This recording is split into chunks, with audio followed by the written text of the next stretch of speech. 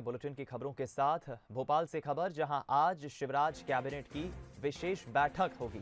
धर्म स्वातंत्र्य विधेयक पर यह चर्चा होगी। बैठक में वर्चुअल तरीके से कैबिनेट के मंत्री सदस्यगण जुड़ेंगे। सुबह 9:30 बजे कैबिनेट की बैठक होगी। पिछली कैबिनेट बैठक में बनी थी सहमति और अब आज की बैठक में वर्चुअली तरीके से मंत्री जुड़ेंगे। कैबिनेट के मुख्यमंत्री शिवराज सिंह चौहान की अध्यक्षता में ये विशेष बैठक होगी।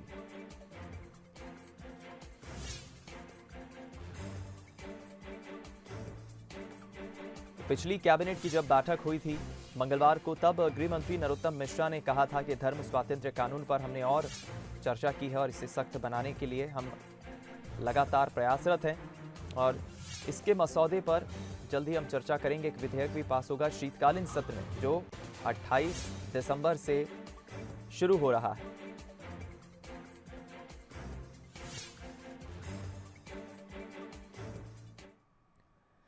इधर मध्य प्रदेश में आज से सियासी सरगर्मियां देखने को मिलेगी। बीजेपी की बात करें तो प्रदेश प्रभारी मुरलीधर राव, सह प्रभारी पंकजा मुंडे भोपाल आ रहे हैं। साथ ही राज्यसभा सांसद ज्योतिरादित्य सिंधिया भी भोपाल पहुंच रहे हैं। मुरलीधर राव जिला अध्यक्षों के प्रशिक्षण वर्ग में शामिल होंगे, जो 2 दिनों तक चलेगा। इस प्रशिक्षण वर्ग में सीएम शिवराज और वीडी शर्मा भी शामिल होने वाले हैं और ज्योतिरादित्य सिंधिया भी। ऐसे में कयास फिर मंत्रिमंडल विस्तार के लगने लगे हैं। माना जा रहा है कि इसी दौरान कुछ बातचीत हो सकती है। दूसरी तरफ कांग्रेस की बात करें तो पीसीसी चीफ कमलनाथ भी भोपाल पहुंच रहे हैं और भोपाल आने के बाद वो नगरीय निकाय चुनाव को लेकर जिला अध्यक्ष और प्रभारियों की बैठक लेंगे। कमलनाथ के निवास पर ही यह बैठक होने की खबर है। 27 तारीख को यूथ कांग्रेस का युवा समागम भी होना है, तो 28 से विधानसभा सत्र शुरू होने वाला है और कांग्रेस ने विधानसभा घेराव का ऐलान किया है। यानी अगले 3 से 4 दिनों तक मध्य प्रदेश का सियासी पारा गरमाने वाला है।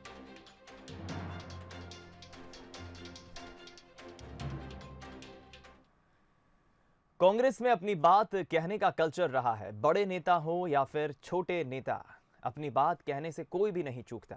ग्वालियर में निकाय चुनाव को लेकर हुई बैठक के दौरान भी एक पूर्व मंत्री ने कमलनाथ के खिलाफ बड़ा बयान दे डाला। देखिए रिपोर्ट।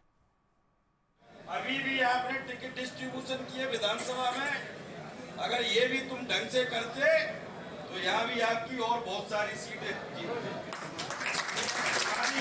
तुम्हारे नेतृत्व में। तो इसको जब पीसीसी में मीटिंग होगी उसमें भी ये रखूंगा कि वो सर्वे सर्वे सर्वे डरे रह गए तुम्हारे सर्वे। और अगर आपकी बात को हम सुने नहीं ऊपर कोई, तो कहेंगे तुम प्रभारी हो, क्या तुम्हारी हैसियत? किसी को कहीं भी सुना के एक तरफा गेम चल के सर्वे सर्वे और सर्वे आ गए 9 पे। जब वोटिंग के बाद मेरी बात हुई थी कमलनाथ जी से और मैंने कहा क्या स्थिति है, बोले मुझे लग रहा है 26-27 सीटें जीतेंगे। इतने बड़े नेता अगर ऐसी बात करें, क्या अंदाज लगाएं? कमलनाथ सरकार में कैबिनेट मंत्री और कांग्रेस के विधायक लाखन सिंह के इस वीडियो ने पार्टी में नई खलबली मचा दी है। गुरुवार को ग्वालियर में नगरीय निकाय चुनाव की बैठक थी, जिसमें प्रदेश के सह प्रभारी सुधांशु त्रिपाठी और नगरीय निकाय चयन समिति के प्रभारी ब्रजेंद्र सिंह राठौड़ मौजूद थे। तब पूर्व मंत्री ने उपचुनाव में कमलनाथ के टिकट वितरण के फार्मूले की बखिया उधेड़ कर रख दी। उनका ये बयान तब आया जब अगले 2 दिनों में नगरीय निकाय की रणनीति और टिकट वितरण को लेकर कमलनाथ बड़ी बैठक करने वाले हैं। वैसे उनके दिल्ली वापसी की अटकलें भी तेज हो गई हैं। लाखन सिंह के इस बयान ने एक बार फिर पार्टी के अंदर चल रही गुटबाजी को सतह पर ला दिया है। अबे तो ये शुरुआत है। आप प्रदेश में जितने कांग्रेस के नेता हैं आपस में ही सर फुटबॉल हो रहे हैं, लड़ाई लड़ रहे हैं, आपस में एक दूसरे पर आरोप लगा रहे हैं और ये कांग्रेस की कल्चर रहा है। कांग्रेस वो पार्टी है जिसके जीन्स में, जिसकी हेरिडिटी में डेमोक्रेसी है और जो इस देश के लिए इंडिपेंडेंस लेके आई, जिसने देश के इंडिपेंडेंस के लिए स्ट्रगल किया, उस पार्टी का नाम कांग्रेस है। तो हमारे यहाँ तो बहुत ओपन डेमोक्रेसी है और मुझे लगता है कि डेमोक्रेसी इस प्रकार की है कि इंटरनल डेमोक्रेसी भी है। तो हर व्यक्ति को, हर नेता को, और जब पार्टी में चिंतन मंथन होता है तो हर प्रकार की चीज़ों का चिंतन मंथन होता है, इंट्रोस्पेक्शन होता है। मुझे लगता है इसको उसी सीमा तक देखने की आवश्यकता है। उपचुनाव में कमलनाथ के मैनेजमेंट पर सवाल उठाने वाले लाखन सिंह पहले विधायक नहीं हैं। इसके पहले शिवपुर के कांग्रेस विधायक बाबूलाल जंडेल भी कुछ इसी तरह से प्रदेश नेतृत्व पर सवाल उठा चुके हैं। आने वाले दिनों में नगरीय निकाय चुनाव है। शायद यही वजह है कि उपचुनाव में हार के बाद भी कांग्रेस आलाकमान नई टीम के गठन को टालता जा रहा है। इस समय पूरी कांग्रेस में नया जोश भरने की जरूरत है, लेकिन नेतृत्व के फैसलों पर ऐसे बयान कहीं ना कहीं कार्यकर्ताओं का मनोबल गिराते हैं, उन्हें कंफ्यूज भी करते हैं। अब लाखन सिंह के बयान को कांग्रेस किस तरह से लेती है, ये देखने वाली बात होगी, या फिर जंडेल की तरह ये बयान भी आया गया हो जाता है। ग्वालियर से पहला सेन के साथ ब्यूरो रिपोर्ट। राजगढ़ पहुंचे पूर्व मुख्यमंत्री दिग्विजय सिंह ने कांग्रेस नेताओं को खरी खोटी सुनाई। किसान आंदोलन में कांग्रेस नेताओं की निष्क्रियता को लेकर उन्होंने कहा कि प्रदेश में कांग्रेस सो रही है। उन्होंने प्रदेश के किसानों को भोले भाले बताया। साथ ही उन्होंने कहा कि कांग्रेस नेताओं को किसान आंदोलन में शामिल होना चाहिए। दिग्विजय सिंह ने पीएम मोदी और केंद्रीय गृह मंत्री अमित शाह पर भी निशाना साधा। उन्होंने कहा केंद्र सरकार किसानों के साथ अन्याय कर रही है। बता दें कि पूर्व मुख्यमंत्री यूथ कांग्रेस की 100 किलोमीटर की पदयात्रा को हरी झंडी दिखाने पहुंचे थे, जो किसानों की समस्या और कृषि कानून के विरोध में निकाली जा रही है। मोदी तेरी तानाशाही नहीं चलेगी, अभी तो ये खतरनाक कानून है और ये मोदी जो है इस देश के किसानों के साथ बहुत बड़ा अन्याय कर रहा है और इसीलिए हरियाणा, पंजाब, उत्तर प्रदेश, राजस्थान के किसान उसका विरोध कर रहे हैं। अब मध्य प्रदेश के किसान भोले भाले बेचारे सीधे किया पता ही और कांग्रेस भी सो रहा है। जागो, उठो, पदयात्रा में शामिल हो और इस किसान विरोधी कानून के खिलाफ आवाज उठाओ। वहीं राजगढ़ पहुंचे राज्यसभा सांसद दिग्विजय सिंह ने लव जिहाद को लेकर बीजेपी नेताओं पर निशाना साधा है। दिग्विजय सिंह ने कहा कि बीजेपी नेता मुख्तार अब्बास नकवी और शाहनवाज हुसैन की पत्नियां हिंदू हैं। क्या इन पर भी लव जिहाद का कानून लागू होगा? क्या ये अपराधी नहीं है? उन्होंने कहा कि लव जिहाद की बात करने वाले मेरे सवालों का जवाब क्यों नहीं देते। लव जिहाद के अगर कानून जैसा लागू कर रहे हैं, मुख्तार अब्बास नकवी जो है इनके मंत्री हैं, इनकी पत्नी कौन है? हिंदू है। तो लव जिहाद वहां कानून नहीं बनेगा? अपराधी वो नहीं है क्या? शाहनवाज खान नेता है भाजपा के, उनकी पत्नी कौन है? अब ये बात ये है कि भाई ये देश के संस्कार और संस्कृति तो ये है। अब मैं दूसरा उसका प्रश्न पूछता हूं, कोई हिंदू लड़का मुसलमान लड़की को घर में ले आएगा, क्या उस पर भी लव जिहाद बनेगा? मसला ये नहीं है कि कोई कांग्रेसी इस तरह से बयान दे और इस पर कोई बवाल ना हो। दिग्विजय सिंह ये बात भूल रहे हैं कि कोई मुस्लिम हिंदू लड़की को ले आया और लव जिहाद पर कानून सरकार क्यों बनाने जा रही है। बरगलाकर, झूठ बोलकर या धोखे में रखकर किसी हिंदू लड़की से अगर कोई मुस्लिम युवक शादी करता है तो फिर लव जिहाद का कानून बनता है। फिर चाहे बात मुख्तार अब्बास नकवी की हो या फिर किसी अन्य बीजेपी नेता की, यहाँ कानून लागू नहीं होता। दिग्विजय सिंह को ये बात याद रखना चाहिए।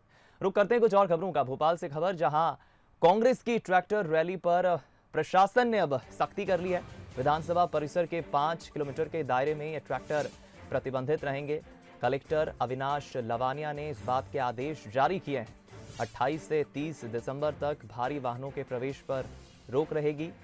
28 दिसंबर को कांग्रेस का विधानसभा घेराव का जो ऐलान है उसको लेकर प्रशासन ने अभी से वाहनों के प्रवेश पर रोक लगा दी है। कांग्रेसी नेताओं का बता दें आपको, ट्रैक्टर से पहुंचने का प्लान था और मध्य प्रदेश की शिवराज सरकार को घेरने का एक प्लान था, रणनीति थी, लेकिन उस पर प्रशासन अभी से सख्त हो गया है।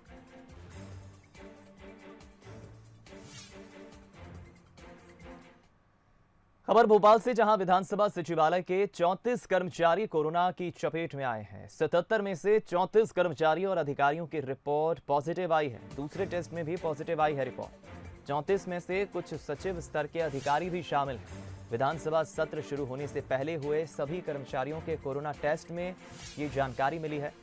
बता दें आपको, 2 दिन बाद यानी 28 दिसंबर से विधानसभा का शीतकालीन सत्र मध्य प्रदेश में शुरू होना है।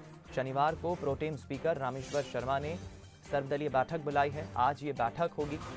और विपक्षी सदस्यों से शीतकालीन सत्र के स्वरूप पर प्रोटेम स्पीकर चर्चा करेंगे, जिसमें गृहमंत्री नरोत्तम मिश्रा, मुख्यमंत्री शिवराज सिंह चौहान, कांग्रेस के वरिष्ठ नेता doctor Govind Singh, PCC chief Kamal Nath, Sapa और बसपा विधायक शामिल होंगे।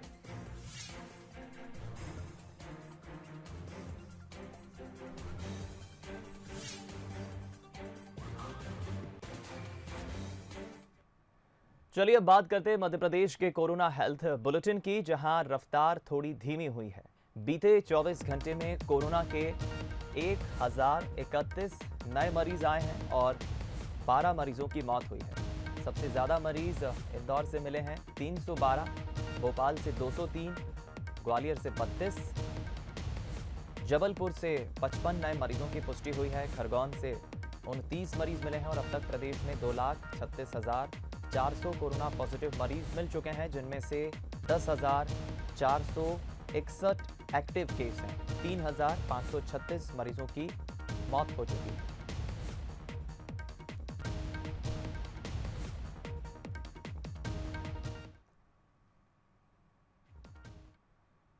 इधर उज्जैन में आरएसएस और बीजेपी कार्यकर्ताओं का थाने का घेराव खत्म हो गया। कलेक्टर एसपी के बीजेपी नेताओं से बातचीत के बाद यह आंदोलन खत्म हो गया। क्षेत्र में भारी पुलिस बल तैनात किया गया। ड्रोन कैमरों से नजर रखी जा रही है। इलाके में तनाव के हालात उस समय बन गए जब बीजेपी और संघ के नेताओं पर कुछ असामाजिक तत्वों ने पथराव कर दिया था। बीजेपी और संघ नेता राम मंदिर निर्माण के लिए चंदा इकट्ठा करने का अभियान चला रहे हैं और इसी सिलसिले में एक रैली निकाली जा रही थी, जिस पर कुछ लोगों ने पथराव कर दिया। कई गाड़ियों के शीशे फोड़ दिए गए। पथराव से काफी देर तक अफरा तफरी मची रही। बाद में पुलिस प्रशासन की टीम ने मामले को संभाला। अज्ञात आरोपियों पर कार्रवाई के आश्वासन के बाद बीजेपी ने अपना धरना खत्म किया।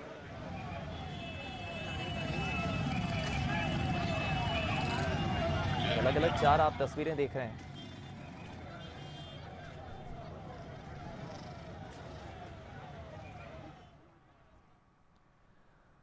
खबर नागदा से, जहां कुख्यात बदमाश गुलफाम पुलिस की गिरफ्त में आ गया है। कोयला व्यापारी को धमकाकर गुलफाम ने 5 लाख रुपए की मांग की थी। बदमाश गुलफाम पर 19 मामले दर्ज हैं। बदमाश पर 5,000 रुपए का इनाम भी पुलिस ने घोषित किया था।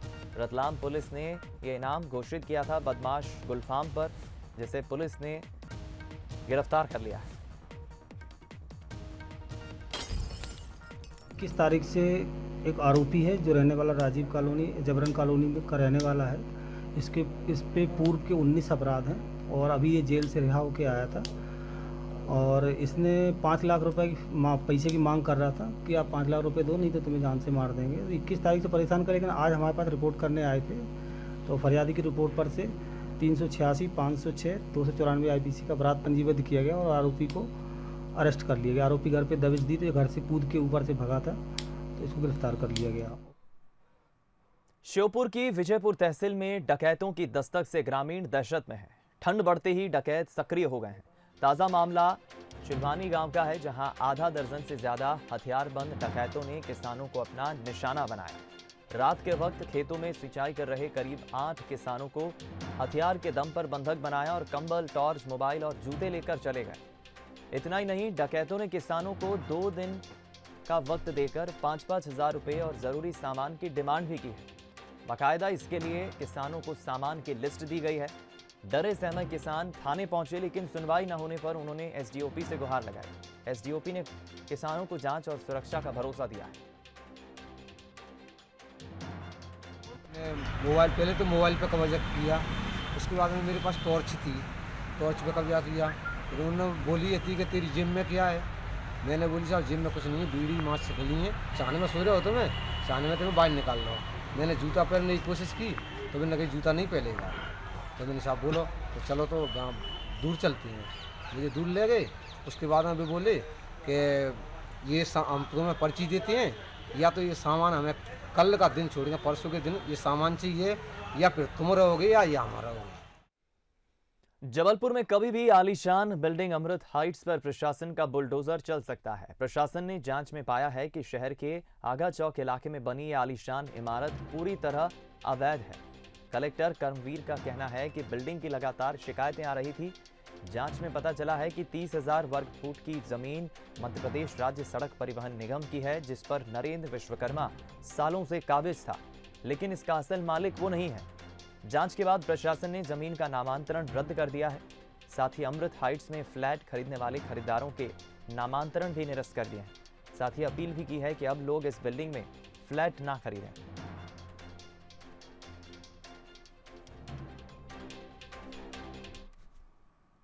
जमीन मध्य प्रदेश राज्य सड़क परिवहन निगम MPSRTC के नाम पर दर्ज है और वो लोग भी केस लड़ रहे हैं और उसका कब्जा हमको लेना ही है। लगभग ये 30,000 स्क्वायर फीट ज़मीन है और लगभग इसमें 70 करोड़ 80 करोड़ रुपए इसकी अनुमानित कीमत बताई जा रही है। और लगभग इस जनता को निवेदन है कि कोई भी ज़मीन इस पर फ्लैट लेना ठीक नहीं है और लेते हैं तो उनको अपनी विवेक है, लेकिन रिकॉर्ड अनुसार इस ज़मीन भविष्य में टूटना तय है। बालाघाट में तेज रफ्तार ट्रक पलटने से बड़ा हादसा हो गया, जिसमें 4 लोगों की मौके पर ही मौत हो गई। वहीं करीब आधा दर्जन लोग घायल हो गए। बताया जा रहा है कि हादसा स्कूटी सवार को बचाने की कोशिश में हुआ, जिसमें 4 लोगों ने अपनी जान गंवा दी। गांगुलपारा घाटी के पास हुए इस हादसे के बाद कलेक्टर, SP सहित भरवेली थाना पुलिस अमला मौके पर पहुंचा, जिसके बाद घायलों को अस्पताल में भर्ती कराया गया। भरवेली क्षेत्र के ग्राम पायली के कुछ लोग छिंद की झाड़ू बनाने का काम करते हैं, जो छिंद की झाड़ू के लिए कच्चा मटेरियल लेने गए थे। सुबह 10 बजे पायली से सभी लोग झाड़ू के लिए छिंद के पत्तों का मटेरियल लेने के लिए पहुंचे थे और इस दौरान यह हादसा हो गया।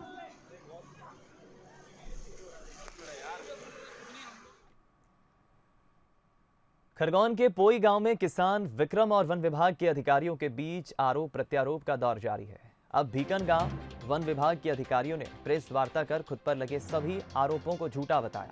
उन्होंने कहा कि विभाग की टीम अतिक्रमण हटाने गई थी, लेकिन किसान ने पहले उन्हें कार्रवाई करने से रोका और फिर अधिकारियों को नौकरी से निकालने की धमकी देने लगा। वहीं दूसरी तरफ किसान अब भी अपनी बात पर कायम है। उसका आरोप है कि वन विभाग के अधिकारियों ने उसकी झोपड़ी जला दी थी और मारपीट के अलावा उसकी पत्नी के साथ अभद्रता की। अपनी शिकायत लेकर किसान SP के पास भी पहुंचा था। बहरहाल मामले की जांच की जा रही है, आगे की कार्रवाई उसी आधार पर होगी।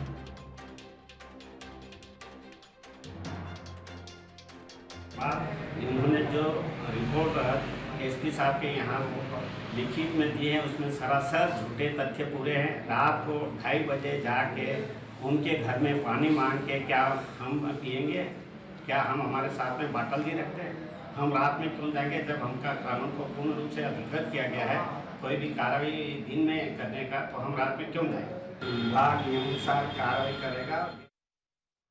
शहडोल का कुशाभाऊ ठाकरे अस्पताल प्रदेश में चर्चा का विषय बना हुआ था और एक तरफ अस्पताल में जहां बच्चों की मौत की घटनाएं बढ़ रही थी, तो वहीं दूसरी तरफ डॉक्टर्स भी काम छोड़ आंदोलन की राह पर थे। लेकिन अब अस्पताल में स्थिति थोड़ी सामान्य हुई है। आंदोलन के बाद अब 21 डॉक्टर्स वापस काम पर लौट गए। बता दें, सभी 21 doctors civil surgeon doctor GS Parihar का विरोध कर रहे थे। जैसे ही GS परिहार को हटाया गया, वैसे ही सब वापस काम पर लौट गए। अस्पताल में विवाद तो ठंडा हो गया था, हालांकि बच्चों की मौत का सिलसिला अभी नहीं रुका है। 2 और बच्चों की मौत के बाद अब जिला अस्पताल में कुल 30 बच्चों की मौत हो गई। हालांकि जिन 2 बच्चों की मौत हुई है, उनकी मौत को CMHO मेघ सिंह सागर ने सामान्य मौत बताया।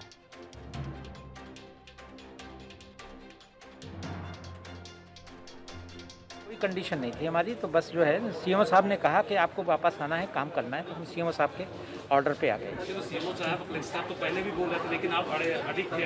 नहीं, CMO साहब ने का कहना दूसरी तरीके से था थोड़ा सा। उन्होंने प्रेम से हमको समझाई सब बातें और हमको समझ में आई कि उनके प्रति हमें अपना जो है कर्तव्य दायित्व पूरा करना है मरीजों के प्रति, और उनके हित में हमने जो है निर्णय लिया है कि हम सब मन लगा के काम करेंगे, डबल काम करेंगे। सभी चिकित्सक वापस आ गए हैं, सभी चिकित्सक अपना काम कर रहे हैं और कोई समस्या नहीं है, पूरा समाधान हो गया है। सब लोग काम कर रहे हैं। रात में भी इमरजेंसी में ऑपरेशन किए हैं और पेशेंट भी देखे हैं, ड्यूटी भी कर रहे हैं, कोई प्रॉब्लम नहीं। पंजाब के किसान नए कृषि कानून से परेशान हैं, तो नीमच के किसान नील गायों से परेशान हैं। जिले में नील गायों का इतना आतंक है कि कड़ाके की ठंड में भी किसान रात भर जागकर अपनी फसलों की रखवाली कर रहा है। किसानों का कहना है कि नीलगाय झुंड में आते हैं और फसलों को बर्बाद कर देते हैं। इस वक्त किसानों की चना, गेहूं और अफीम की फसल पर नीलगायों का खतरा मंडरा रहा है। किसानों का कहना है कि कई बार शिकायत करने के बाद भी आज तक कोई हल नहीं निकला। बिल्कुल चट कर जाती है। अगर रात को भी हम यहाँ नहीं सोए और अगर थोड़ा सा भी चुस्त रह गए, घर चले गए, तो ये जाली फलांग के ने रोजड़े अंदर घुस जाते हैं और खाते खाते पूरी फसल को रौंद देते हैं। पट्टा कटने का भी डर रहता है, इसलिए इसको बिल्कुल सुरक्षा रखनी पड़ती है। जाली लगा रखी है, एक तो रोजड़ों के लिए, एक तोते खाते हैं उनके लिए, मतलब हमने ये ऊपर से जाल लगा रखा है एक और रखवाली के लिए हमको यहाँ रात दिन रहना पड़ता है। पट्टा कटने का डर लगा रहता है, पट्टा कट भी जाता है। हिमाचल प्रदेश के लाहौल स्पीति में आज से आईएएस हॉकी प्रशिक्षण शिविर शुरू हो गया है। स्पीति में ये आज से शुरू होगा कार्यक्रम, जिसमें देश भर के करीब 165 खिलाड़ी हिस्सा ले रहे हैं, जिन्हें national coach Amit Berwal training देंगे। यहां प्रशिक्षित होने वाले बेहतरीन प्रतिभागियों को कोचिंग के लिए गुलमर्ग में भेजा जाएगा, जहां 1 जनवरी से एडवांस कोचिंग कैंप होने जा रहा है। उसके बाद उनमें से नेशनल टीम में उनका चयन होगा। बता दें कि समुद्र तल से करीब 12,000 फीट की ऊंचाई पर भारतीय आइस हॉकी संघ ने आइस हॉकी स्केटिंग रिंग तैयार की है। ये हिमाचल का सबसे अधिक ऊंचाई पर बना आइस हॉकी रिंग है। इस बार यहां राष्ट्रीय स्तर का अंडर 20 आइस हॉकी टूर्नामेंट भी खेला जाएगा।